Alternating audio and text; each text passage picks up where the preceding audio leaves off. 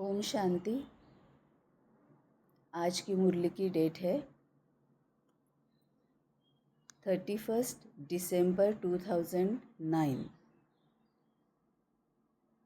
नए वर्ष में सभी आत्माओं को संदेश देकर गोल्डन वर्ल्ड की गिफ्ट दो।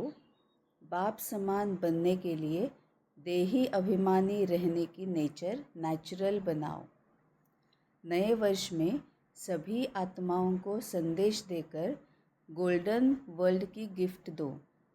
मतलब बाबा यहाँ पर सतयुग के आने की जो इन्फॉर्मेशन है, सतयुग के आने की बाबा जो बोलता है कि भगवान का परिचय दे दो, सतयुग के बारे में तुम सबको बता दो, तो वो बाबा बोल रहा है कि सभी को तुम गोल्डन वर्ल्ड जो है, सतयुग जो है, तो उसके आने का संदेश तुम सभी आत्माओं को दे दो। अब ये सभी आत्माओं को अगर संदेश देना है तो बाबा ये कैसे देने के लिए बोल रहा है? मनसा सेवा और संकल्प सेवा। बाप समान बनने के लिए देही अभिमानी रहने की नेचर बनाओ।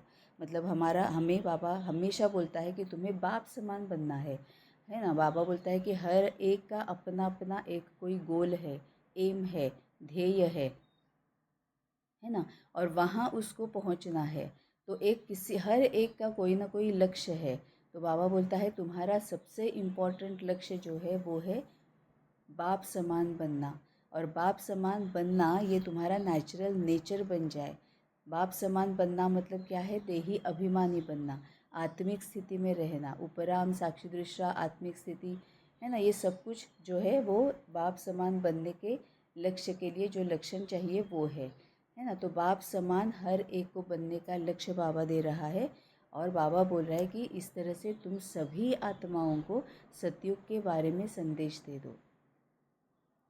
आज बाप दादा हर एक बच्चे को स्नेह और बाप दादा के लव में लवलीन स्वरूप में देख रहे हैं। एक एक बच्चा परमात्मा प्यार में चमक रहा है। सभी बच्चे प्यार के विमान में पहुंच गए हैं। वैसे तो न्यू ईयर मनाने के लिए आए हैं, लेकिन सभी के नयनों में क्या दिखाई दे रहा है? न्यू ईयर, नया साल तो निमित्त मात्र है, लेकिन आप सभी के नयनों में क्या उमंग है? 3 बधाइयाँ दे रहे हो। अब बाबा बोल रहा है कि तुम सभी 3 बधाइयाँ यहाँ पर दे रहे हो। एक अपने नए जीवन की बधाई, और दूसरे नए युग की बधाई, और तीसरी परिवार और बाप से मिलन की बधाई। बाबा के लिए मिलने के लिए, मतलब हम जब भी बाबा को मिलते हैं, ये नया साल का ये था क्योंकि 31 दिसंबर 2009 की मुरली है, तो नया साल आने वाला था। तो बाबा बोला है नया साल में मिलने की निमित्त मात्र हम बने हुए हैं। निमित्त यह है कि नए साल के लिए हम मिल रहे हैं, लेकिन सभी को बहुत उमंग किस बात की है? एक तो अपने नए जीवन की, मतलब अलौकिक जन्म, ये नया जीवन है ना। पुराना जीवन जो था, लौकिक जन्म जो है वो पुराना जीवन हो गया। तो पुराना जीवन, पुरानी दुनिया, पुराने संस्कार, ये सब कुछ पीछे छूट गया। जैसे पिछले जन्म का हमें कुछ भी याद नहीं रहता है। कहाँ पर थे, किसके साथ थे, किस शरीर में थे, औरत थे या आदमी थे, किस जगह पे थे, हमें कुछ भी याद नहीं रहता है कि पिछले जन्म में हम कहाँ, कैसे, किधर थे, है ना। वैसे ही बाबा बोलता है कि अब ये तुम्हारा अलौकिक जन्म है। लौकिक जन्म के बारे में तुम सब कुछ भूल गए हो। देह और देह से संबंधित सभी बंधनों से तुमने अपने आप को निकाल दिया है ना। तो तुम्हें किस बात का उमंग ज़्यादा है? कि इस नए जीवन का, ये जो अलौकिक जन्म जो मिला है वो नए जीवन का तुम्हें उमंग उत्साह है। तो नए जीवन की एक बधाई है, दूसरे नए युग की बधाई है। हम पूरी तरह से कलियुग, संगम युग और सतयुग की तरफ हम आगे बढ़ रहे हैं। सतयुग ये नया आने वाले युग है। तो कुछ आत्माएं ऐसी है जो अभी भी पूरी तरह से कलियुग में है, और कुछ आत्माएं ऐसी है जो अभी संगम युग में है, जो नए युग की तरफ, मतलब सतयुग की तरफ बढ़ रही है ना। तो नया जीवन है, अलौकिक जन्म है, दूसरा सतयुगी आत्मा हम बन रहे हैं। युग बदलता है मतलब क्या है? अभी भी किसी के लिए ये पूरा घोर कलयुग है, बहुत दुखदाई है, और बहुत ज़्यादा उस जिसमें दर्द मिलता है, बहुत असमाधान है, असंतुष्टता है ना। ये पूरा सृष्टि जो है वो नरक के समान है, दुख देने वाली है ना। लेकिन किन्हीं किन्हीं के लिए यह है कि कभी कहीं पर सुख है और कहीं पर दुख भी है। है ना। और कहीं कहीं अब ये भी है कि अब वो पूरी तरह से सुख ही सुख देख रहे हैं। ये सृष्टि जो है वो उन्हें स्वर्ग जैसे लगने लगी है ना। वो आत्माएं संगम युगी है, सतयुग की तरफ बढ़ रही है। क्योंकि बाबा जब बोलता है कि तुम्हें स्वर्ग में आना है या तुम्हें स्वर्ग को लाना है, पूरी सृष्टि स्वर्ग में तुम्हें लानी है, तो इसका मतलब ये नहीं कि स्वर्ग कहीं और है, नरक कहीं और है, हम कहीं और है। हम जैसे ही सतयुगी बन जाएंगे या सतयुग में जन्म लेंगे तो हम किसी और जगह पे जाके स्वर्ग में लैंड हो जाएंगे, वहाँ पर हमारा जन्म होगा। ऐसे नहीं है। आत्मा जब सतयुगी बनती है तो ऑटोमेटिकली ये पूरी सृष्टि जो है वो उसके लिए स्वर्ग बन जाती है। क्योंकि आत्मा सतयुगी बनती है मतलब क्या है, वो संपूर्ण निर्विकारी है, वो 16 कला संपूर्ण है, वो सर्वगुण संपन्न है, मर्यादा पुरुषोत्तम है, अहिंसा परमो धर्म है। इसका मतलब यह है कि वो आत्मा हमेशा के लिए निरंतर वो दैवी गुण, दैवी संस्कार, दैवी शक्तियों को ही यूज़ कर रही है। तो अगर जो आत्मा दैवी गुणों को दे रही है, प्रत्यक्ष कर रही है, दैवी शक्तियों को प्रत्यक्ष कर रही है, दैवी संस्कारों को प्रत्यक्ष कर रही है, सबको सुख, समाधान, शांति, प्रेम, पवित्रता, आनंद, रहम दिल यही दे रही है, तो उसको मिलेगा क्या? उसको वही मिलेगा। क्योंकि जो हम देते हैं, बाबा वही बोलता है कि जो तुम दोगे वही तुम्हें वापस मिलता है। तो पहले हम क्या करते थे, दुख, दर्द, पीड़ा, अशांति यही देते थे, डराते थे, तो हमें वही मिल रहा था। लेकिन अब हम क्या करें, जैसे ही बाबा के पास आए, अब सबको हम रहमदिलता के भावना से देख रहे हैं, नम्रता दे रहे हैं, मधुरता से बात कर रहे हैं, स्वीकार कर रहे हैं। मतलब हम सभी को शक्ति दे रहे हैं, शांति दे रहे हैं, प्रेम दे रहे हैं, सुख दे रहे हैं। तो हमें क्या मिल रहा है, हमें वही मिलेगा, है ना। तो जो हम देंगे वही हमें मिलेगा। तो जैसे जैसे आत्मा सतयुगी बन जाती है तो सभी दैवी गुण, दैवी शक्तियाँ, दैवी संस्कारों को सबको सबके सामने प्रत्यक्ष कर रही है, सबको वही दे रही है, तो सबसे उनको भी वही मिल रहा है ना। तो ऑटोमेटिकली ये दुनिया जो है, ये सृष्टि जो है वो स्वर्ग बन जाती है ना। तो हमारे लिए भी वही अब हो रहा है कि हमें अभी भी हम संगम युगी है, अभी भी हम सतयुगी बने नहीं है ना। पूरी तरह से संपूर्ण निर्विकारी सर्वगुण संपन्न नहीं बने हैं, 16 कला संपूर्ण नहीं बने हैं। अभी भी कुछ विकारों के, कमियों के, कमजोरियों के, दुर्गुणों के, अवगुणों के अंश अभी भी हम में है ना। तो कभी कभी हमसे भी कुछ ना कुछ गलत जाता है लोगों के पास, हमें भी वो वापस आता है।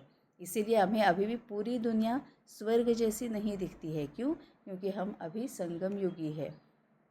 तभी बाबा बोलता है कि तुम यहाँ पर नए युग की बधाई दे रहे हो, इसका ही मतलब तुम सतयुगी बन रहे हो।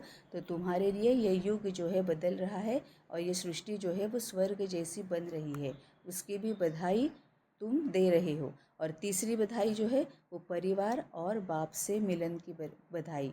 अब ये कौन सा परिवार? ये अलौकिक परिवार। और बाप बाप बाप मतलब ये अविनाशी, हमारा सही सच्चा सत्य बाप, उससे मिल रहे हैं हम। ये कितना बड़ा नशा है ना। अभी भी हम सभी एक्सपीरियंस करते हैं कि हम लौकिक जन्म में जब थे तब हमारा जो लौकिक परिवार है वो लौकिक परिवार, या ये सभी लौकिक जो भाई बहन है वो, और अलौकिक भाई बहन है जो, बहुत बड़ा डिफरेंस होता है। ऑटोमेटिकली कहीं ना कहीं हमें ना वो एक ये कनेक्शन फील होता है। जैसे ही हम अलौकिक परिवार से मिलते हैं, अंदर से बहुत खुशी होती है, एक कनेक्शन हम इमीडिएटली फील करते हैं। हमें किसी को अपने आप को इंट्रोड्यूस करने की ज़रूरत नहीं पड़ती है, किसी का नाम क्या है, कहाँ से आए हैं, कहाँ रहते हैं, कुछ भी पूछने की ज़रूरत नहीं पड़ती है। जैसे ही हम एक दूसरे की तरफ देखते हैं, अंदर से कनेक्शन फील होता है कि हाँ ये यही है, ये हमारे कोई लगते हैं, अपनापन फील होता है। एक ऑटोमेटिकली हम उनको इमीडिएटली स्वीकार कर लेते हैं, है ना। तो ये भावना वहाँ पर इमीडिएटली समझ में आ जाती है। तभी बाबा बोलता है कि आज ये जो नया साल है वो निमित्त मात्र है। नए साल के निमित्त से हम सभी एक दूसरे को मिल रहे हैं, लेकिन अंदर उमंग सबको क्या है कि 3 बधाइयाँ सभी दे रहे हैं। नए जीवन की मतलब अलौकिक जन्म की, नए युग की मतलब सतयुग आ रहा है, आत्मा सतयुगी बन रही है और सृष्टि स्वर्ग बन रही है। और तीसरी परिवार और बाप से मिलन की बधाई, क्योंकि यही हमारा सच्चा बाप है। आपके नयनों में क्या घूम रहा है? अपना नव युग सामने आ रहा है ना। दिल में उमंग आ रहा है कि नया युग आया कि आया। नए युग की चमकीली ड्रेस इतना सामने स्पष्ट है कि आज संगम युग पर है और जल्दी से यह चमकीली ड्रेस पहननी है। इसका मतलब क्या है कि बाबा हमेशा बोलता है ना कि पास्ट प्रेजेंट फ्यूचर त्रिकालदर्शी हो और तुम्हें भविष्य का सब कुछ तुम्हारे सामने तुम्हें दिखाई देगा। ये बाबा हमेशा बोलता है। तो आज वही दिन, वही आज समय चल रहा है कि सामने क्या होने वाला है, भविष्य में क्या होने वाला है, ये सृष्टि कैसे बनने वाली है, सभी आत्माएं कैसे होने वाली है, हम सब कुछ देख सकते हैं, है ना। तो अभी हमारे सामने है कि सतयुग जब आएगा, नया युग जो आएगा तो वो किस तरह से होगा, यह अभी हमारे सबके सामने है। और बाबा बोल रहा है कि जल्दी से यह चमकीली ड्रेस तुम्हें पहननी है। सामने देख देख खुश हो रहे हैं, विदाई भी दे रहे हैं और बधाई भी ले रहे हैं। विदाई कहाँ पर, हाँ, जैसे पुराने साल को विदाई देते हैं फिर वह साल भूल जाता है, नया साल ही सामने आता है। ये कितनी इम्पोर्टेंट बात बाबा जाते जाते बताता है, इसमें बहुत गहरा मीनिंग है कि बाबा बोलता है जैसे पुराने साल को विदाई देते हैं फिर वह साल भूल जाता है, नया साल ही सामने आता है, ऐसे ही आपके सामने पुरानी दुनिया को बधाई नहीं लेकिन नई दुनिया को बधाई दे रहे हैं, पुरानी दुनिया को विदाई दे रहे हैं। अब ये बहुत अच्छी तरह से समझना है और चेक करना है कि क्या सच में मैं अपनी पुरानी दुनिया को विदाई दे रहा हूँ, विदाई दे रही हूँ, नई दुनिया को बधाई दे रही हूँ। अब पुरानी दुनिया और नई दुनिया मतलब क्या है कि लौकिक जन्म में मेरे जो पुराने संस्कार थे, अवगुण थे, दुर्गुण थे, कमियां थी, कमज़ोरियां थी, बार बार में मुझे गुस्सा आता था, क्रोध होता था, नफ़रत होती थी, घृणा होती थी, है ना। बार बार मैं अपमानित फील कर रही थी, दूसरों को अपमान करती थी, बार बार मुझे जलन की भावना फील हो रही थी, किसी ना किसी के बारे में ईर्ष्या होती थी, मत्सर होता था, बहुत सारी हर एक से अपेक्षाएं होती थी, अपेक्षा पूरी नहीं होती थी तो अपेक्षा भंग का बहुत बड़ा दुख होता था, है ना। अहंकार, हर एक बात में मुझे अहंकार था, जैसे को तैसा, टिट फॉर टैट, ये इस प्रिंसिपल के ऊपर मैं चल रही थी। ये मेरी पुरानी दुनिया थी। अब मेरी नई दुनिया क्या है, वो सब कुछ अब मैं पुराना जो था वो मैं भूल चुकी हूँ। अब मेरी पूरी की पूरी नई दुनिया है ना। अब मैं दैवी गुण, दैवी संस्कार, मुझ में नम्रता है, मुझ में मधुरता है, मैं सत्यता की राह पर चलती हूँ, मैं सबको स्वीकार करती हूँ, जैसे है वैसे स्वीकार करती हूँ, है ना। जैसे है वैसे स्वीकार करने की वजह से मैं बहुत ज़्यादा रहम दिल हूँ, सबको अपने में समा लेती हूँ।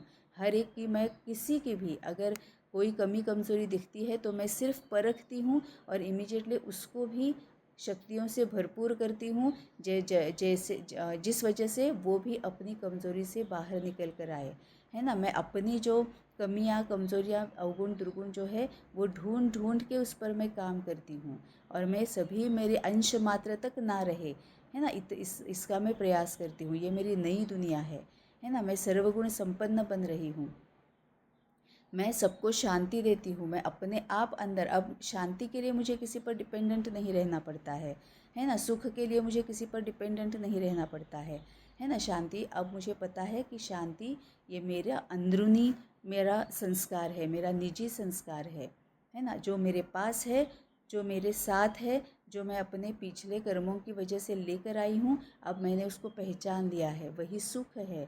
उसको देखने की भी मैंने अपने आप को आदत डाली हुई है ना। जो सुख है उसका मैं ग्रैटिट्यूड करती हूँ, है ना। ये मेरी नई दुनिया है और ये ये मुझे बताया किसने है, बाबा ने बताया हुआ है ना। तभी बाबा बोलता है कि ऐसे जैसे हम पुरानी साल को विदाई देते हैं और फिर वह साल भूल जाता है, नया साल सामने आता है, ऐसे ही आपके सामने पुरानी दुनिया को बधाई नहीं लेकिन नई दुनिया को आप बधाई दे रहे हैं, पुरानी दुनिया को विदाई दे रहे हैं। मतलब ये दुनिया बाहर की नहीं है, ये दुनिया मेरी अपनी अंदर की है, मुझे आत्मा की ये दुनिया है, पुरानी और नई, है ना। पहले मेरी दुनिया ऐसी थी कि हर एक के प्रति मेरा कुछ ना कुछ तो कंप्लेंट रहती थी, अब ऐसा नहीं है।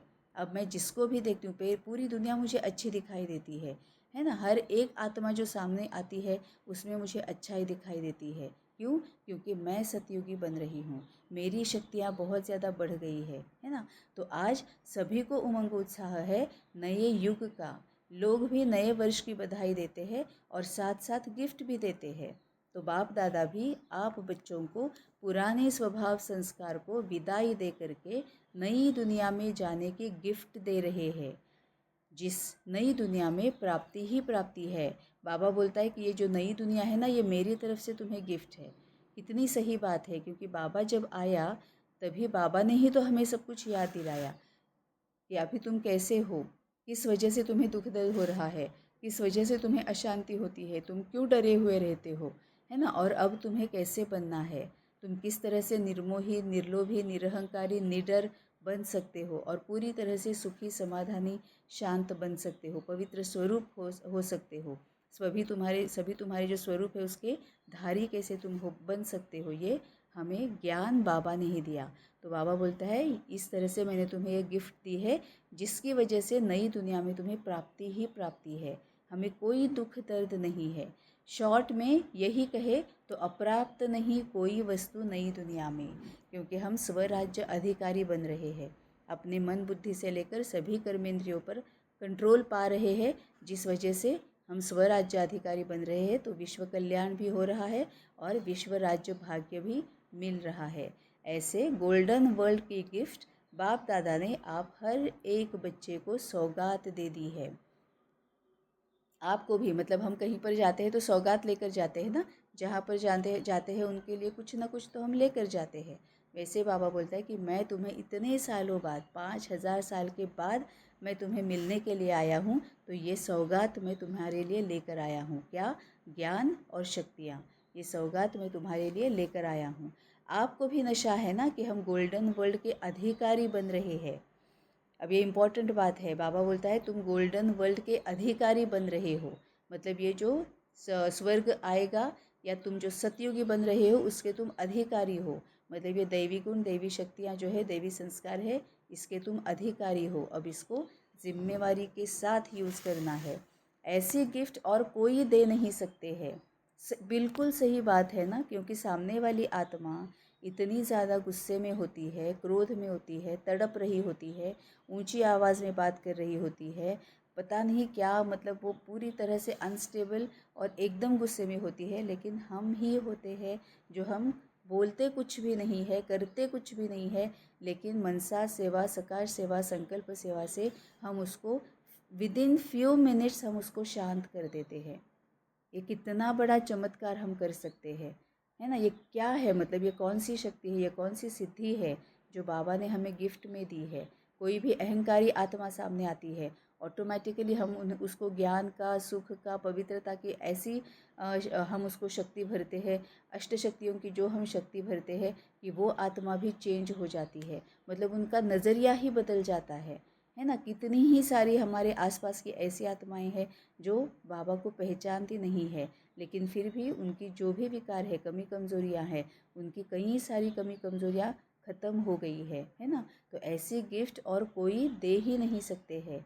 बाप ने, मतलब बाबा ने जो हमें गिफ्ट दी है वो कोई दे नहीं सकता है, और बाप ने हमें जो गिफ्ट देना सिखाया है और हम अब जो गिफ्ट देते हैं वो भी कोई नहीं दे सकता है। बाप ने हर एक बच्चे को यह डायरेक्शन दिया है कि सभी आत्माओं को यह बाप का वर्षा, गोल्डन वर्ल्ड का संदेश दे करके उनको भी आप गिफ्ट दो, है ना। जैसे अभी अभी ऊपर बाबा ने बोला कि हम भी उनको सुख की, पवित्रता की, अष्ट शक्तियों की, ज्ञान की हम जो गिफ्ट देते हैं बिना कुछ बोले, मुंह से बोलना ही नहीं पड़ता है ना। कई बार ऐसे होता है कि कुछ आत्माएं होती है जो बहुत झरमुई झंगमुई में इतनी इतनी उसमें वो एंजॉय कर रही होती है, इतना उनका झरमुई झंगमुई चल रहा होता है, लेकिन हम शांति से बैठकर उनको परखते हैं और जैसे ही हम उनमें बल भरते हैं शांत हो जाती है, इमीडिएटली समझ में आ जाता है कितनी बड़ी गिफ्ट है ये। आपके पास कौन सी गिफ्ट है। अब बाबा बोलता है कि तुम अपने आप को चेक करो कि आपके पास कौन सी गिफ्ट है। एक तो नई दुनिया की गिफ्ट दो, और दूसरा आपके पास बहुत खजाने हैं, गुणों का खजाना, शक्तियों का खजाना, स्वमान के खजाने, कितने खजाने हैं। तो सभी को कोई ना कोई गुण, कोई ना कोई शक्ति की गिफ्ट दो, जिस गिफ्ट से उन्होंने जीवन बदल जाए और गोल्डन दुनिया के अधिकारी बन जाए। क्योंकि आजकल देख रहे हो चारों ओर दुख, अशांति बढ़ रहा है। अब सबसे पहले तो हमें फोकस करना है जिनके साथ हम रह रहे हैं उनके ऊपर, है ना। क्योंकि बाबा बोलता है कि जिनके साथ हम रह रहे हैं, फिर वो कोई भी हो, उनके साथ के हमारे कार्मिक अकाउंट सबसे ज़्यादा है।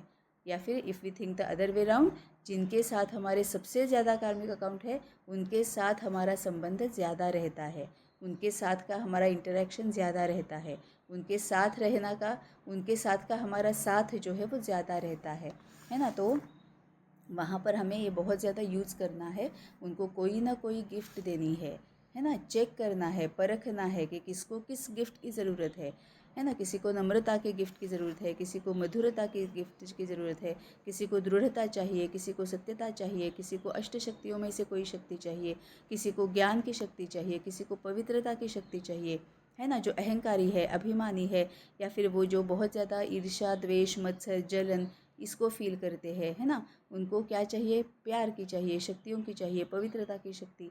ये सभी गिफ्ट्स की हर एक को कोई ना कोई गिफ्ट तो चाहिए ही चाहिए। और हमारे पास अब इतनी सारे गिफ्ट का खजाना है कि गुणों का खजाना है, शक्तियों का खजाना है, स्वमान का खजाना है ना। तो बाबा बोलता है सभी को कोई ना कोई गुण, कोई ना कोई शक्ति की गिफ्ट दो, जिस गिफ्ट से उन्हों की जीवन बदल जाए। आज हम ये होमवर्क लेते हैं कि जिनके साथ हम रह रहे हैं, हम लिस्ट निकालेंगे और ये सच में करना है। सच्चाई के साथ पढ़ाई करनी है, सच्चाई के साथ धारणाएं हम धारी बनने की पूरी ये करनी है, कोशिश करनी है ना। तो आज हम लिख लेंगे कि हम जिनके साथ रह रहे हैं, फिर वो परिवार वाले हो या फिर जहाँ पर हम काम करते हैं वो हो, लेकिन जिनके साथ हमारा ज़्यादा संबंध आता है, उनको कौन कौन से गिफ्ट की ज़रूरत है, ये आज हम निकाल लेंगे, लिस्ट बनाएंगे और उनको वो देते रहेंगे। और ऐसा नहीं है कि आज दे दिया काम ख़त्म हो गया, नहीं, हम याद रखेंगे और रोज़ उनको वो गिफ्ट 24/7 जब भी हमें आता है, जब भी हमें मौका मिलता है, उनको वो गिफ्ट हम देते रहेंगे। तो आज का ये हमारा होमवर्क है। तो सभी को कोई ना कोई गुण, कोई ना कोई शक्ति की गिफ्ट दो, जिस गिफ्ट से उन्हों की जीवन बदल जाए और गोल्डन दुनिया के अधिकारी बन जाए। क्योंकि आजकल देख रहे हो चारों ओर दुख, अशांति बढ़ रहा है। अब अगर हम ये आज करेंगे, ये होमवर्क आज हम लेंगे, तो परखने की शक्ति भी बढ़ जाएगी, है ना। परखने की शक्ति बढ़ जाएगी। फिर कमज़ोरी को ना फैलाना, कमज़ोरी को, उनकी कमज़ोरी को अपनी कमज़ोरी समझकर उस पर काम करना, ये शक्ति भी बढ़ जाएगी। स्वीकार करने की शक्ति बढ़ जाएगी, समाने की शक्ति बढ़ जाएगी, है ना। तो ये आज हम होमवर्क ले लेंगे। चारों ओर हर एक में भय और चिंता है।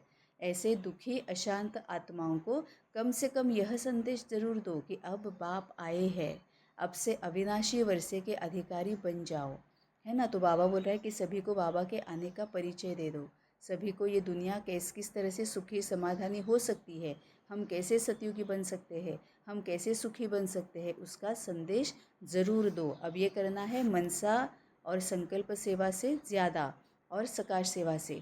यह संदेश हर आत्मा को दे भी रहे हो, लेकिन अभी भी कई बाप के बच्चे संदेश से भी वंचित रहे हुए हैं। फिर भी एक बाप के बच्चे हैं ना, तो अपने भाई बहनों को यह संदेश की गिफ्ट ज़रूर दो। कोई भी रह नहीं जाए। कर रहे हैं सेवा, बाप दादा बच्चों की सेवा देख खुश है, लेकिन बाप की यही आशा है कि मेरा कोई भी बच्चा संदेश से रह नहीं जाए। बाप कितना प्यार करता है हर एक बच्चे से, हर एक बच्चे को बाप अपना लगता है कि बाबा तो सिर्फ मेरा है, पूरी दुनिया में बाबा किसी का नहीं, सिर्फ मेरा है, ये हर एक बच्चे को लगता है ना। तो यहाँ पर भी बाबा देखो, जो उसको पहचानते हैं उनके लिए भी, और जो अभी तक जिन्होंने उनको पहचाना नहीं है बाबा को, उनके लिए भी बाबा कितना रहम दिल है ना, कितना प्यार करता है। बाबा बोलता है कि बाप की यही आशा है कि मेरा कोई भी बच्चा संदेश से रह नहीं जाए, उलझना नहीं दे कि आपको गोल्डन वर्ल्ड की सौगात मिली और हमको पता ही नहीं पड़ा। हमारा बाप आया लेकिन हमें संदेश ही नहीं मिला। इसीलिए इस नए साल में यही प्रयत्न करो, आपस में प्लान बनाओ कि कोई भी कोना रह नहीं जाए, उलझना नहीं मिले, लेकिन खुश हो जाए, मालूम तो पड़े कि हमारा बाप आ गया है, वंचित नहीं रह जाए। देखा, बाबा हमेशा बोलता है ना कि बच्चे तुम्हें मेरी मदद करनी है। क्यों बाबा हमें तैयार कर रहा है ना, कोई तो कोई रीज़न होगा ना। अगर हम बाबा की हेल्प ही नहीं कर सकते तो बाबा के पास रहने का फ़ायदा ही क्या है ना। हम बाबा के पास है वो सेवा करने के लिए ही है, बाबा की हेल्प करने के लिए ही है। क्यों? क्योंकि बाबा तो सबको दे रहा है, ज्ञान दे रहा है, शक्तियाँ दे रहा है, सब कुछ, मतलब सभी शक्तियाँ, प्रेम की शक्ति, सुख की शक्ति, पवित्रता की शक्ति, बाबा वाइब्रेशंस से ये सभी शक्तियाँ सब तक पहुँचा रहा है। लेकिन कुछ बच्चे ऐसे हैं जिनकी वो कैपेसिटी नहीं है कि वो बाबा की शक्तियाँ ले ले, वो बाबा को पहचाने, बाबा को जाने, ये उनमें अभी कैपेसिटी नहीं है ना। पूरे कलयुगी है और पूरे निर्बल बन गए हैं। मतलब इतनी भी शक्ति तो होनी चाहिए ना। अगर पेट में हमारे अगर बच्चा कैरी करना है यूट्रस में, तो यूट्रस में शक्ति भी तो होनी चाहिए ना कि वो बच्चे को कैरी कर सके। वैसे ही होता है ना, बाबा आने की जो संदेश है, बाबा की शक्तियाँ जो है, वो कैपेसिटी भी होनी चाहिए उनको रिसीव करने की, उनको समझने की, है ना।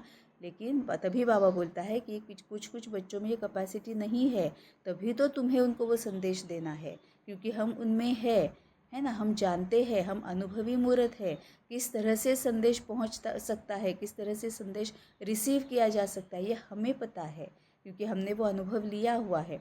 इसीलिए बाबा बोलता है मनसा वाचा कर्मणा, तुम्हें बाबा आने का संदेश देना है, सतयुगी कैसे बनना है उसका संदेश देना है। तभी बाबा बोलता है कि गुण जो है वो प्रत्यक्ष करो, शक्तियाँ जो है वो सकाश में दे दो, ज्ञान सबको बांटो। तो मनसा वाचा कर्मणा स्वभाव संस्कार सूरत सीरत चाल चलन, सबसे तुम्हें बाबा को प्रत्यक्ष करना है, तो कोई भी वंचित ना रह जाए। तो इस नए साल में क्या करेंगे? आपस में मिलके प्लान बनाओ। बाप दादा को हर एक बच्चे के ऊपर रहम आता है, तो आपको भी भाई बहनों के ऊपर अभी विशेष रहम दिल, कल्याणकारी स्वरूप धारण कर सबको संदेश देना है। कम से कम ऐसा तो उल्हना नहीं देवे, है ना। बाद में जाके ये ना बोले कि बाबा हमें तो पता ही नहीं चला, कम से कम ये ना बोले। तो आज सभी बच्चे नया वर्ष मनाने के उमंग उत्साह से पहुंच गए हैं। बाप दादा एक एक बच्चे को देख क्या गीत गाते जानते हो ना? वाह बच्चे वाह, जो पहले बारी भी आए हैं उन्हों को भी बाप दादा कह रहे हैं कि लक्की हो जो समय समाप्त होने से पहले बाप के बन गए।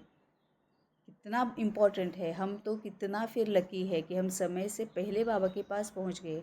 नए बच्चों को बाप दादा पदम पदम गुणा लकी बनने की मुबारक दे रहे हैं। आजकल बाप दादा एक बात सभी बच्चों में देखने चाहते हैं, जानते हो कौन सी? जैसे हर एक के दिल में उमंग है, लक्ष्य है कि हम बाप समान बनने वाले ही है, बनेंगे नहीं, बनने वाले ही है। तो जैसे लक्ष्य है ऐसे अभी बाप दादा लक्ष्य के साथ लक्षण भी देखना चाहते हैं। जैसे समान बनने का लक्ष्य है, ऐसे ही समान बनने के लक्षण भी हो। अभी लक्ष्य बहुत ऊंचा है, लेकिन लक्षण पर विशेष अटेंशन देना है। समान, जितना बड़ा लक्ष्य उतना ही बड़ा लक्षण हो। अभी कोई कोई बच्चे लक्षण धारण करना चाहते हैं, लेकिन बीच बीच में फिर भी कह देते हैं चाहते बहुत है लेकिन, तो यह लेकिन निकल जाए। अब आज हम पूरी तरह से मनन चिंतन बाबा के साथ विचार सागर मंथन करके जान लेंगे, अच्छी तरह से समझ लेंगे कि अब हमें बाप समान बनना है, तो हमें हमारे लक्षण कैसे होने चाहिए, है ना।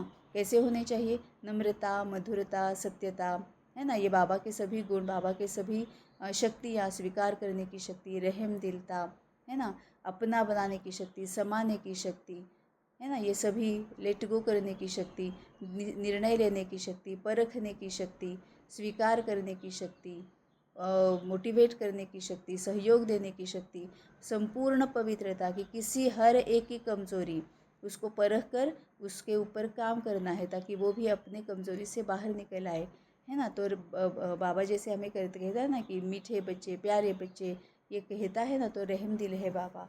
तो ये सभी लक्षण भी हम में दिखाई देनी चाहिए। तो बाबा बोलता है कि बीच बीच बच्चे लक्षण धारण करना चाहते हैं, लेकिन बीच बीच में फिर भी कह देते हैं बाबा हम चाहते बहुत है लेकिन, तो यह लेकिन निकल जाए। आपकी चलन और चेहरा दूर से ही जितना बड़ा लक्ष्य है, इतना लक्षण चेहरे से दिखाई दे, चलन से दिखाई दे। जैसे आप पहले देह अभिमान में थे, लेकिन जब देह अभिमान में थे तो देह अभिमान की नेचर नेचुरल थी। कभी पुरुषार्थ किया क्या कि देह अभिमान आवे, नेचुरल नेचर देह अभिमान रहा, आधा कल पुरुषार्थ नहीं किया। ऐसे ही अब भी देही अभिमानी बनने की नेचुरल नेचर बनाओ। अब बाबा जी बोल रहा है कि चेहरे से भी दिखेंगे, तो चेहरे से लक्षण कैसे दिखेगा?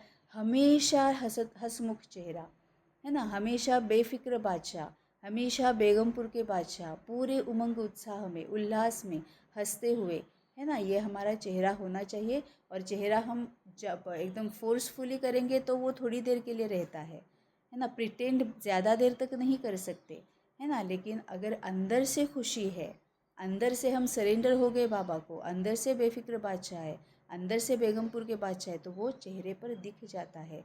कोई भी चिंता नहीं है, निश्चिंत है और पूरा कॉन्फिडेंट, अपने आप पर पूरा भरोसा, है ना। तो बाबा बोलता है तुम्हारा नेचुरल नेचर बन जाए। जैसे पहले देह अभिमान नेचुरल नेचर था, वैसे अभी देही अभिमानी बनने की नेचुरल नेचर बन जाए। जब देह अभिमान की नेचुरल नेचर रही, कभी याद आता है कि देह अभिमान में आ जाऊं, यह पुरुषार्थ किया, अभी भी देह अभिमान और देही अभिमानी।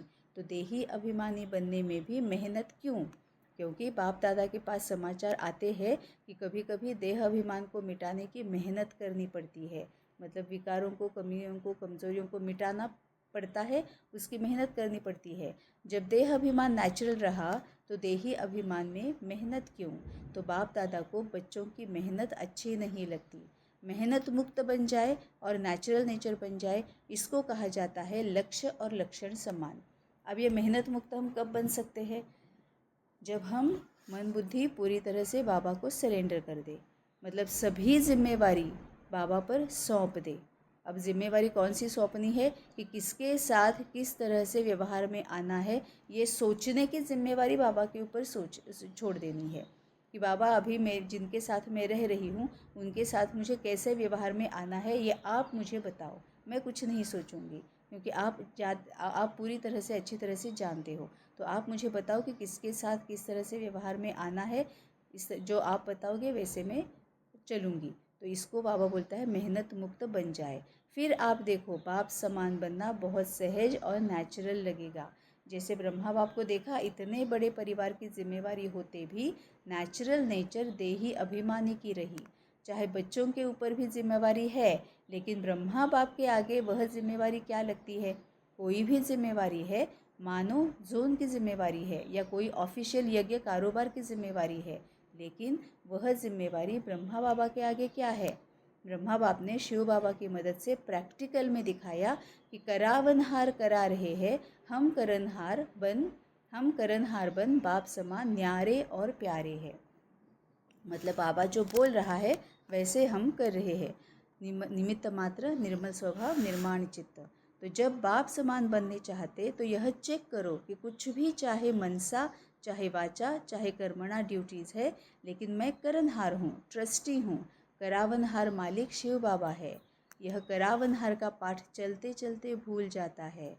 तो लक्ष्य और लक्षण दोनों को समान बनाना है।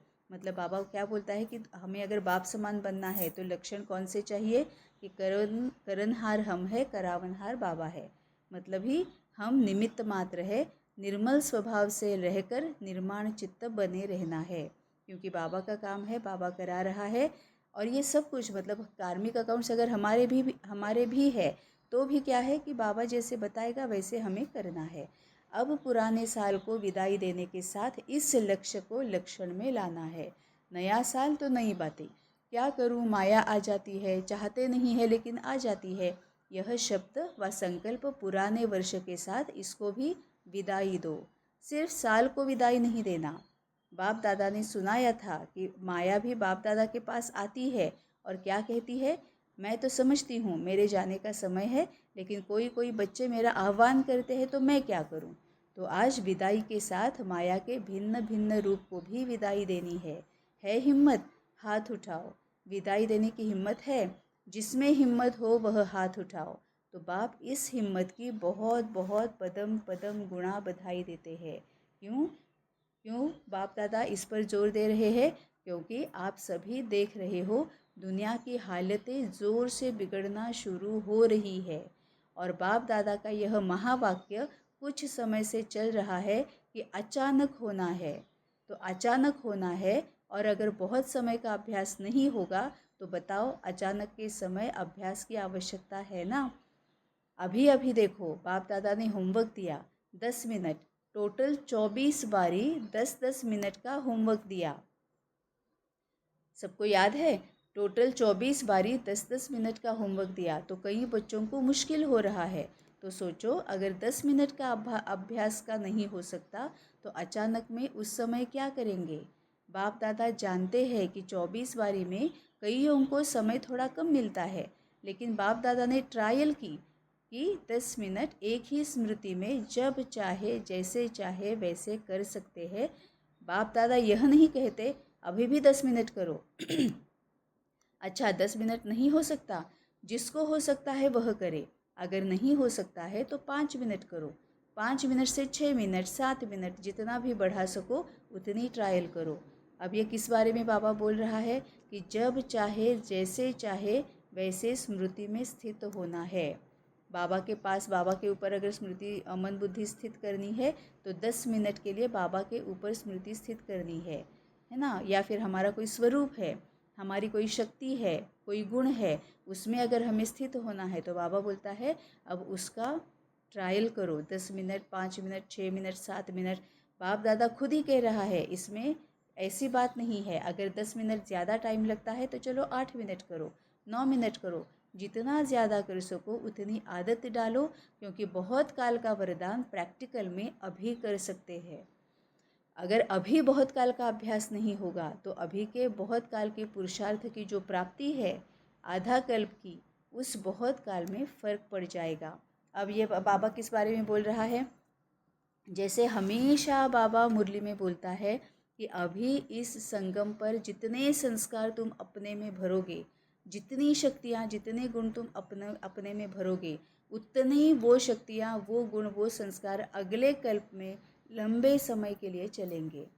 यही बाबा बोल रहा है कि अभी के बहुत काल के पुरुषार्थ की जो प्राप्ति है आधा कल्प की, मतलब अगले कल्प के आधा कल्प, सतयुग और त्रेता युग, इसमें ही वो हमें प्राप्ति मिलती है ना, कि हम सभी दैवी गुण, दैवी संस्कार, दैवी शक्तियाँ ही यूज़ करते हैं, तो हमें पूरी तरह से सुख ही सुख है, दुख होता ही नहीं है हमें। तो ये जो अगले आधा कल्प की जो प्राप्ति है उसमें फ़र्क पड़ जाएगा।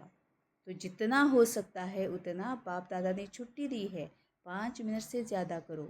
10 मिनट नहीं हो सकता तो 7 मिनट करो, 8 मिनट करो। 5 मिनट की भी छुट्टी है, लेकिन अगर कोई भी समय 10 मिनट हो तो अच्छा है। ऐसा समय आएगा जो आप लोगों को खुद अपने लिए और विश्व के लिए भी किरणें देनी पड़ेंगी।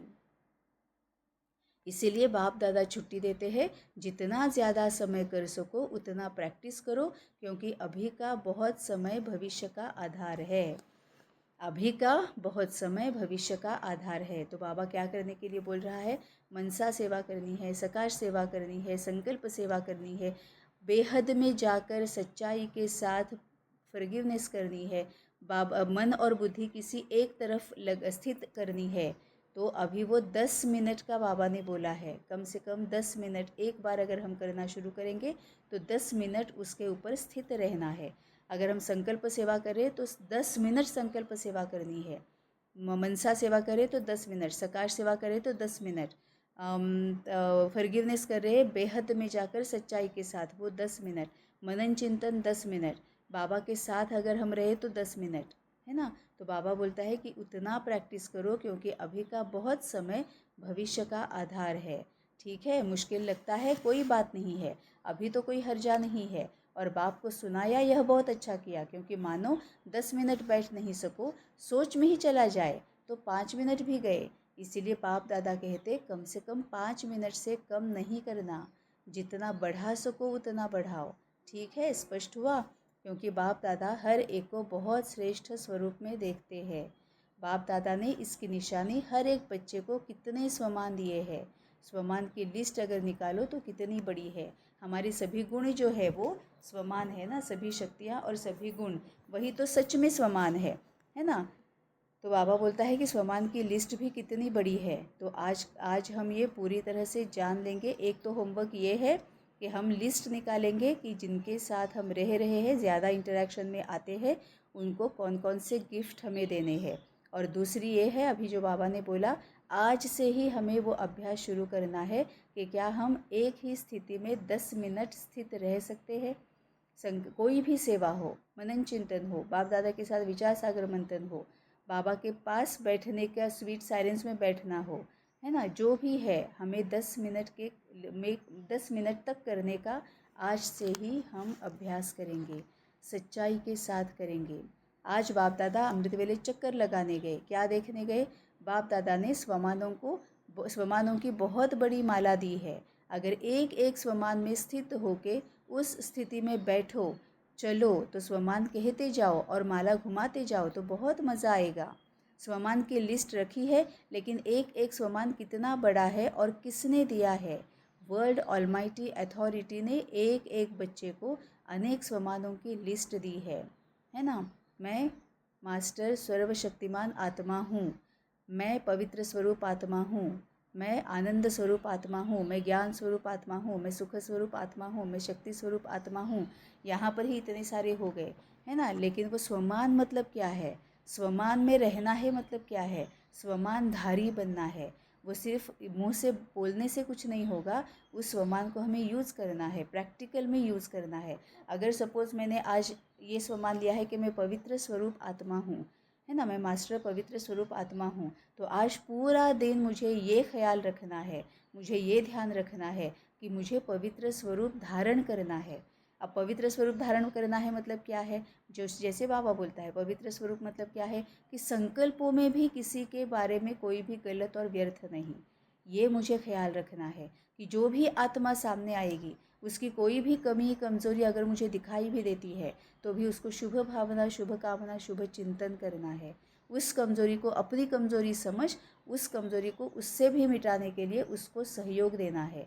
ज़रूरी नहीं वो वाचा से ही दे दे, सकाश सेवा, संकल्प सेवा, मनसा सेवा, इससे उस आत्मा में भी इतनी शक्ति भरनी है कि वो भी उस कमज़ोरी से बाहर निकले, है ना।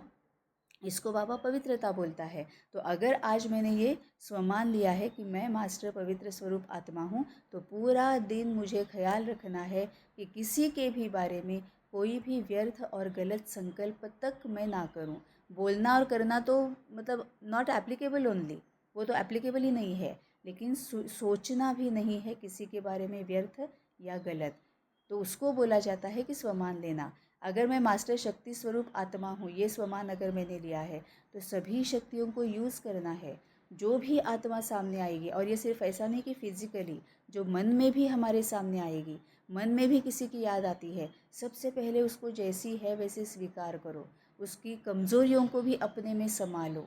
जो भी अपना उसके साथ पुराना अगर कुछ गलत भी है, कुछ नेगेटिव भी है, लेट गो करो उसको। उसके भी जो कमी कमज़ोरियाँ हैं, उसको उससे बाहर निकलने के लिए उसको सहयोग देना है ना। तो उसकी कमी कमज़ोरी परखनी भी है, उसको शक्तियाँ भी देनी है, उसको स्वीकार भी करना है।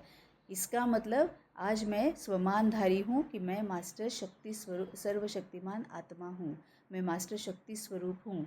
ये स्वमान हो गया। सिर्फ रटने से, बोलने से, लिखने से नहीं होगा, उसको रोज़ के रोज़ प्रैक्टिकल में यूज़ करना है। तभी बाबा बोलता है कि वर्ल्ड ऑलमाइटी अथॉरिटी ने एक एक बच्चे को अनेक स्वमानों की लिस्ट दी है, उसको यूज़ करो, क्योंकि और कोई अथॉरिटी नहीं जो आपके इस स्वमान को कम कर सके, और किसी को भी इतने स्वमानों की माला नहीं मिली है। तो बाप दादा ने देखा, ये बाबा ने बहुत इम्पोर्टेंट बोला है कि उसको यूज़ करो। मैं मास्टर सर्वशक्तिमान आत्मा हूँ, ये आज का स्वमान है, तो उसको यूज़ करना है। मैं मास्टर सुख स्वरूप आत्मा हूँ, ये अगर आज का स्वमान है तो उसको यूज़ करना है। सुख स्वरूप हूँ मतलब क्या हूँ? सुख स्वरूप हूँ इसका मतलब यह है कि जो भी मेरे पास है उसको भी मैं देख रही हूँ, मुझ में जो अच्छाइयाँ हैं उसको भी देख रही हूँ, जो मुझे मेरे पिछले अच्छे कर्मों के अनुसार जो मिला है उसको भी देख रही हूँ, उसका ग्रैटिट्यूड कर रही हूँ, इस शरीर का धन्यवाद कर रही हूँ कि ये अच्छा शरीर मुझे मिला, मैं देख सकती हूँ, मैं बोल सकती हूँ, मैं सुन सकती हूँ। कितनी बड़ी बात है ना। इसकी वजह से मुझे आसानी होती है कि मैं बाबा को ज्ञान को सुन सकूँ, मैं बाबा के ज्ञान के बारे में चर्चा कर सकूँ, मैं मुरली पढ़ सकूँ, है ना। तो इसकी ग्रैटिट्यूड करो, उसका धन्यवाद करो, है ना। यह है सुख स्वरूप। तो जैसे मैं अपने सुखों को देख सकती हूँ, वैसे औरों को भी दृष्टि दो कि वो भी अपने सुखों को देखें। अब दृष्टि देना मतलब क्या है? आँखों में आँखें डालना ये एक बात है, लेकिन दृष्टि देना मतलब उसका नज़रिया बदलना, उसको भी मनसा वाचा कर्मणा संकल्प सेवा, मनसा सेवा से भी उसको बता सकते हो कि अरे तुम में भी कितना कुछ विशेषताएं तुम में है, तुम्हारे पास भी कितना कुछ अच्छा है। जो नहीं है तुम्हारे पास उसकी तरफ सिर्फ मत देखो, जो तुम्हारे पास है उसको भी देखो, उसको यूज़ करो, उसका उपभोग ले लो, उसका भी आनंद ले लो, उसको भी एंजॉय करो। तो ये अगर हम पूरा दिन करेंगे तो फिर बोला जाएगा कि मैं मास्टर पवित्र स्वरूप आत्मा हूँ, इसकी धारी हूँ। मैं आज अगर मैंने वो किया तो वो मेरी आदत बन जाता है, मैं अनुभवी मूर्त बन जाती हूँ कि सुख स्वरूप बनना है मतलब क्या, शांति स्वरूप बनना है मतलब क्या, शक्ति स्वरूप बनना है मतलब क्या। तो मैं अनुभव करती हूँ पूरे दिन में मैंने यूज़ किया तो, है ना, मैं यूज़ करती हूँ तो मैं अनुभव लेती हूँ तो मैं अनुभवी मूर्त बन जाती हूँ। तो मैं औरों को समझाना मुझे और ज़्यादा आसान हो जाता है ना। तभी बाबा बोलता है कि हर एक बात के अनुभवी मूर्त बनो। जितना अनुभवी मूर्त बनोगे उतना अच्छा समझोगे, और जितना अच्छा तुम समझोगे उतना औरों को समझा पाओगे, है ना। तभी बाबा बोलता है कि उसको यूज़ करो। हर एक बच्चे को अनेक स्वमानों की लिस्ट दी है, उसको यूज़ करो। और किसी को भी इतने स्वमानों की माला नहीं मिली है। तो बाप दादा ने देखा सतयुग में तो राज्य भाग्य मिलेगा, लेकिन यह स्वमानों की माला संगम युग की देन है। सतयुग में राज्य भाग्य मिलेगा किसके आधार पर? अगर हम इस स्वमानों के धारी बनते हैं, अधिकारी बनते हैं संगम युग पर, है ना। ऊपर जैसे बाबा ने बोला है कि अभी हमें बहुत लंबे समय का अभ्यास क्यों करना है, क्योंकि उसकी वजह से ही हमें अगले कल्प की प्राप्ति मिलेगी। उसकी वजह से ही हम अगला कल्प, आधा कल्प जो है ना, उतना लंबा चला जाएंगे।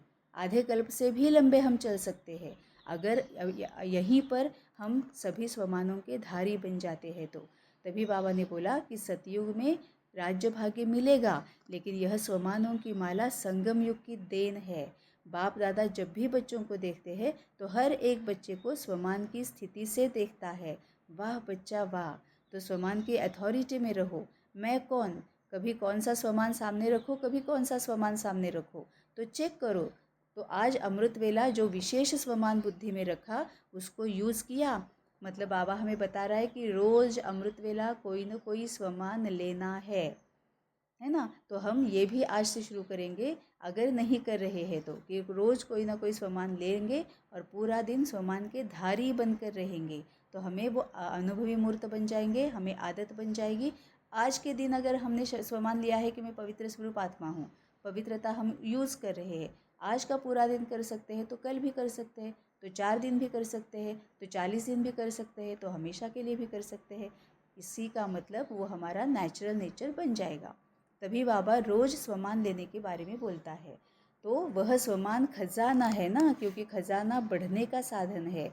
जितना खजाने को कार्य में लगाएंगे उतना खजाना बढ़ेगा। कितना इम्पोर्टेंट और ब्यूटीफुल ये बाबा का सेंटेंस है कि जितना खजाने को कार्य में लगाएंगे, मतलब यूज़ करेंगे, उतना खजाना बढ़ता है, क्योंकि वो फिर हमारा नेचुरल नेचर बनेगा और फिर वही अगले कल्प में लंबे समय तक चलेगा। तो हम उतना समय तक दुख दर्द से बच कर रहेंगे। तो आज बाप दादा देख रहे थे कौन कौन बच्चा है किसके पास स्वमान की स्मृति की माला बड़ी थी, किसके पास छोटी छोटी थी। जहाँ स्वमान होगा वहाँ देहभान खत्म हो जाता है।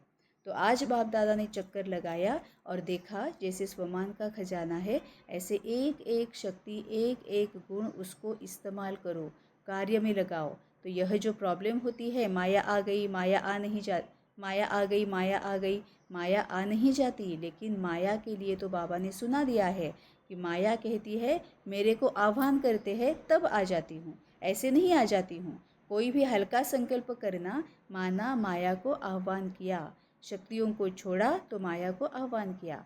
चाहते नहीं है लेकिन आ जाती है। बलवान कौन? चाहते नहीं है लेकिन आ जाती है। तो माया बलवान हुई या आप? तो आज पुराना वर्ष समाप्त हो रहा है, नए वर्ष में नया उमंग, नया उत्साह, क्योंकि संगम युग का गायन है। एक एक दिन उत्साह भरा हुआ है, अर्थात उत्सव है। तो उमंग उत्साह है तो हर दिन उत्सव है।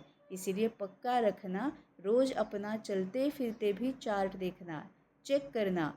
चेक करेंगे तो चेंज करेंगे ना, चेक ही नहीं करेंगे तो चेंज कैसे करेंगे?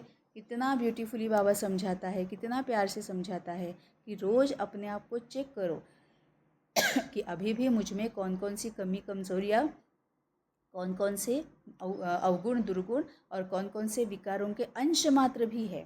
अंश भी है तो वंश बढ़ने में देर नहीं लगती। इसलिए बाबा बोलता है कि चेक करना है तो चेंज करेंगे ना, चेक ही नहीं करेंगे तो चेंज कैसे करेंगे। आज नए साल के लिए बाप दादा का विशेष यही संकल्प है कि हर बच्चा जैसे पुराने वर्ष को विदाई देते हो वैसे माया को विदाई दो, व्यर्थ संकल्पों को विदाई दो, क्योंकि मेजॉरिटी यही देखा गया है कि व्यर्थ संकल्प ज़्यादा आते हैं। विकारी संकल्प कम है, लेकिन व्यर्थ जो है उसका नाम निशान समाप्त हो जाए।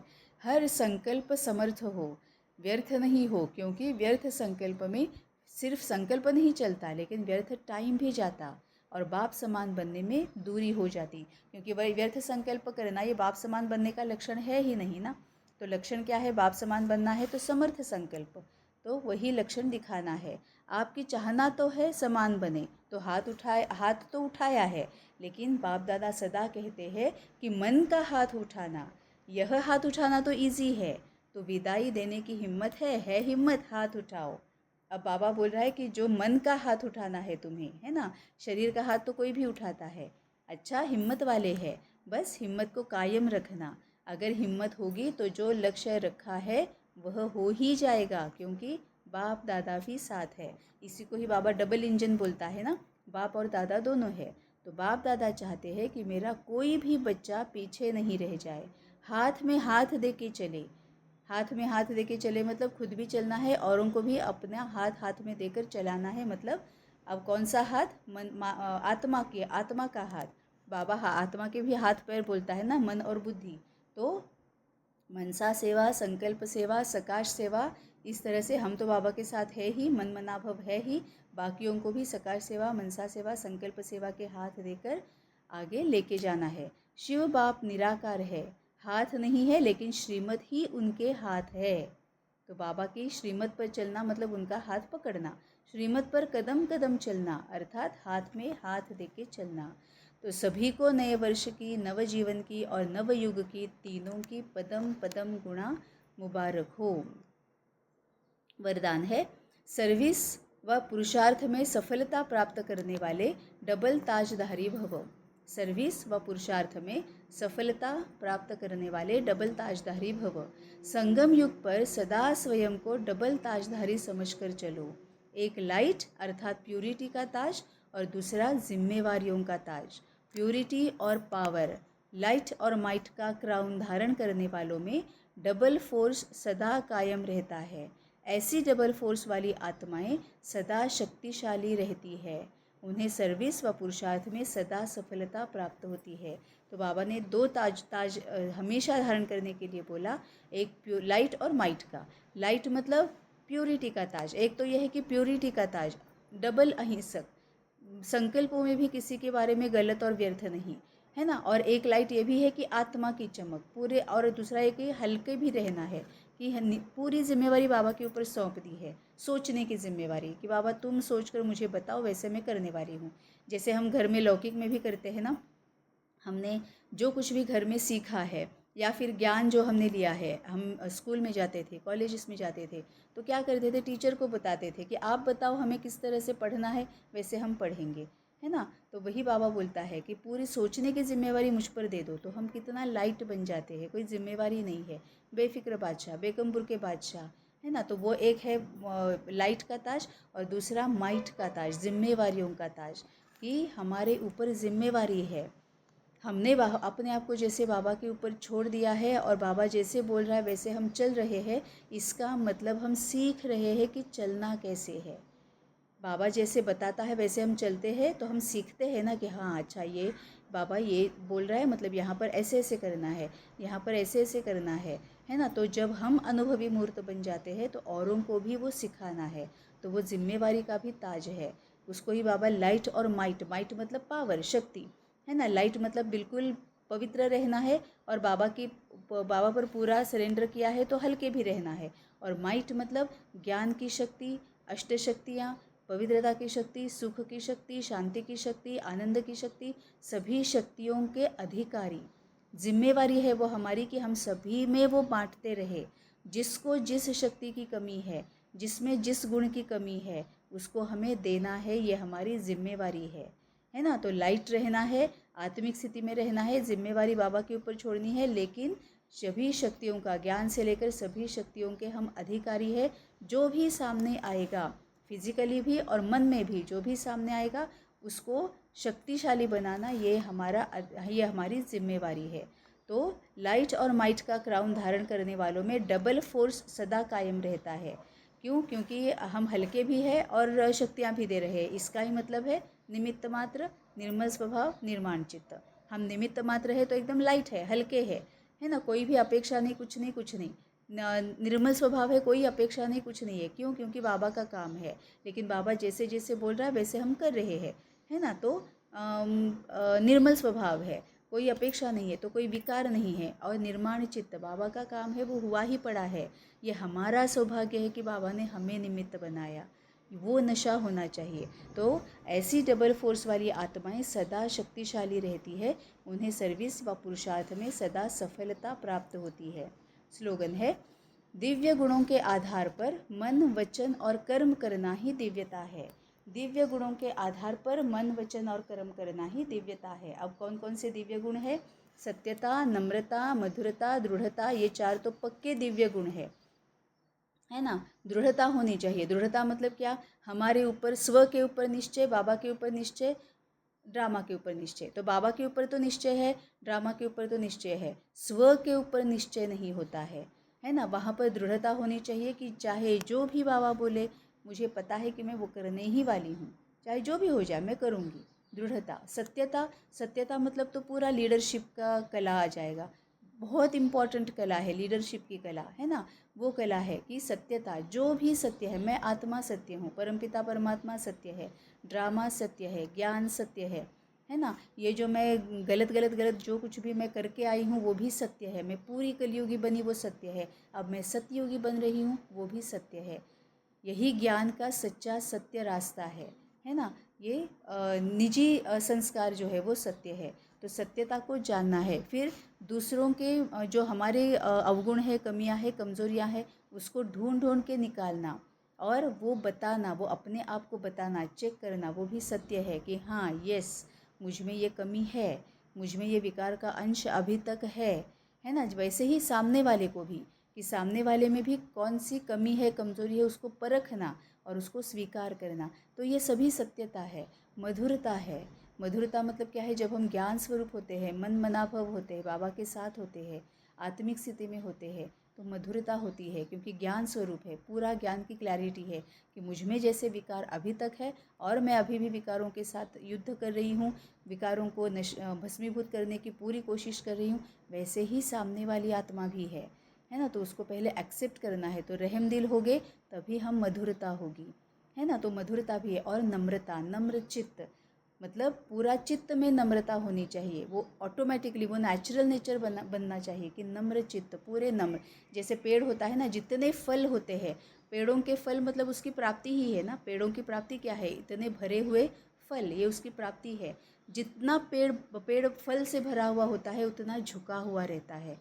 वैसे ही हमें भी जितनी शक्तियाँ हम धारण करेंगे, गुण धारण करेंगे, उतना नम्र चित्त बनेंगे, है ना। क्योंकि क्या है, फिर वही हम समझ सकते हैं ना कि इसमें मेहनत पड़ती है, इतना आसान नहीं है। एक भी अगर विकार से निकलना है, विकार मुक्त होना है, एक भी कमी कमज़ोरी को हटाना है अपने से, तो द्वंद्व होता है अंदर, हलचल होती है ना। क्योंकि अब तक उसको ही हम यूज़ करते आए हैं, अब हमको उसको यूज़ करना बंद करना है, तो आसान नहीं है ना। तो दूसरों को भी हम रहम दिल बनकर, नम्र चित्त बनकर फिर हम उनको समझाते हैं। तो दिव्य गुणों के आधार पर मन, वचन, कर्म, ये करना ही दिव्यता है। मतलब संकल्पों से ही वो हमें होना चाहिए। अव्यक्त इशारे, कोई भी चीज़ को गरम कर नरम किया जाता है। कोई भी चीज़ को गरम कर नरम किया जाता है, फिर मोल्ड किया जाता है। यहाँ भी गरमाई है शक्ति रूप और नरमाई है निर्माणता, अर्थात स्नेह रूप। जिसमें हर आत्मा प्रति स्नेह होगा, वही नम्र चित्त रह सकता है। स्नेह नहीं है तो न रहम दिल बन सकेंगे, न नम्र चित्त। शक्ति रूप में है मालिकपन, और नम्रता में है सेवा का गुण। कितना ब्यूटीफुल सेंटेंस है। शक्ति रूप में है मालिकपन और नम्रता में है सेवा का गुण। तो जब यह नरमाई और गरमाई दोनों रहेंगे तब हर बात में मोल्ड हो सकेंगे। अब ये मोल्ड होना बाबा बोल रहा है, इसका ही मतलब क्या है?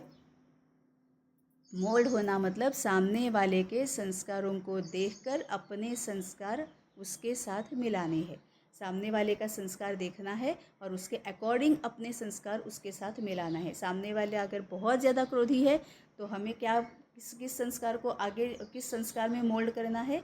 प्रेम के संस्कार में, शांति के संस्कार में और अष्टशक्तियों के संस्कार में, ज्ञान के संस्कार में, है ना। ये संस्कार हम उसके साथ मिलाएंगे, मतलब ही वो सकाश हम उसको देंगे, वो संकल्प सेवा मनसा सेवा हम उसकी करेंगे तो उसका क्रोध कम हो जाएगा, धीरे धीरे खत्म हो जाएगा।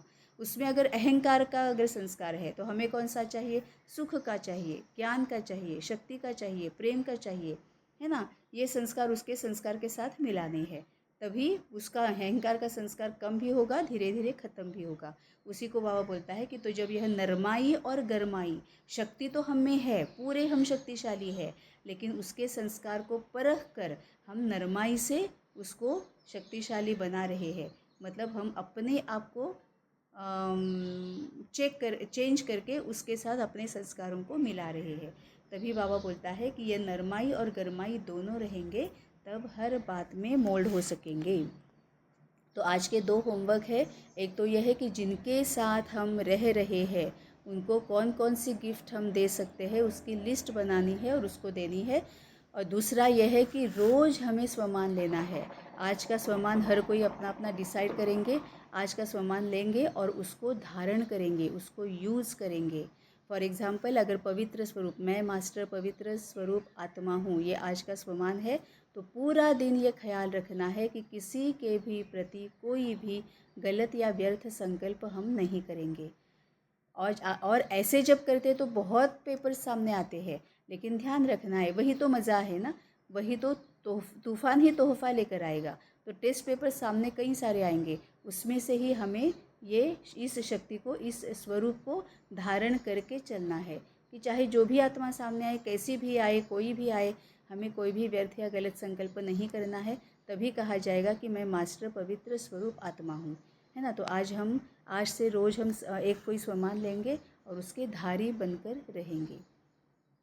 ओम शांति।